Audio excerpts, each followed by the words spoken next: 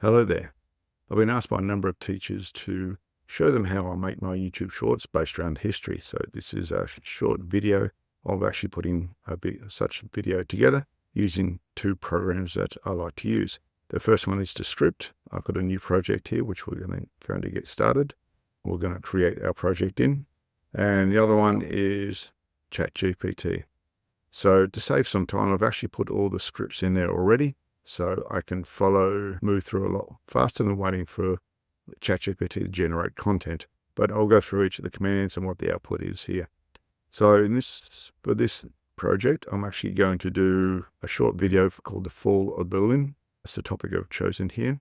I do it within just my dog. I do it within one existing chat that I use. Therefore, I don't need to set up anymore. So when you first use ChatGPT, you should give it a role, give it some background of how you want to generate the information.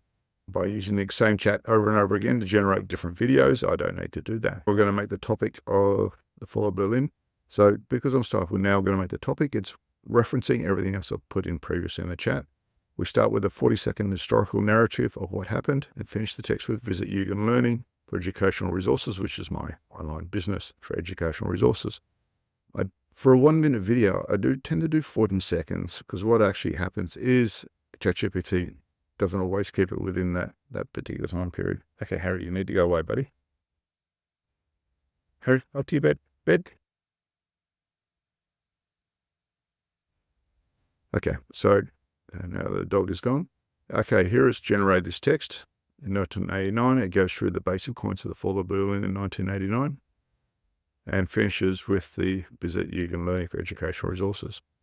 So we'll copy that. We'll go back to Descript and we'll put our text in there. Get rid of the text that we do not need.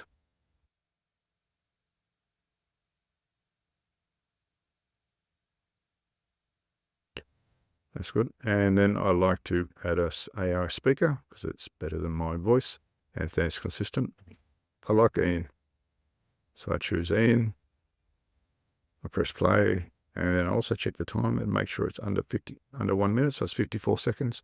So we'll go into that particular one. Then we've got our text here.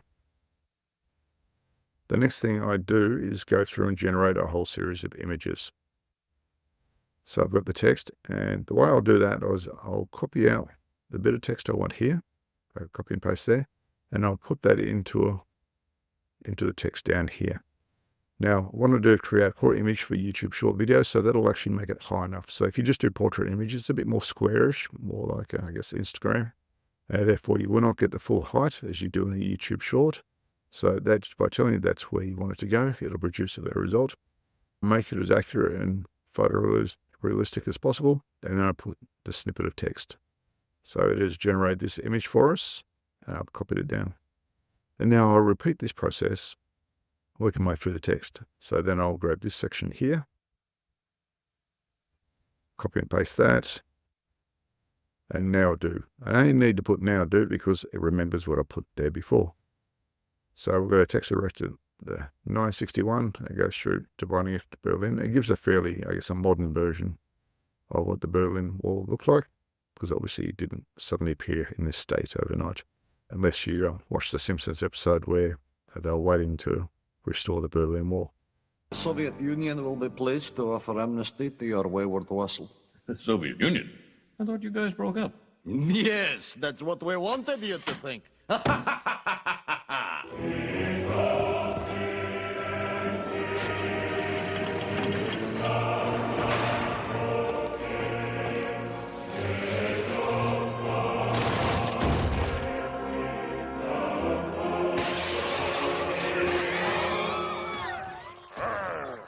Must crush capitalism.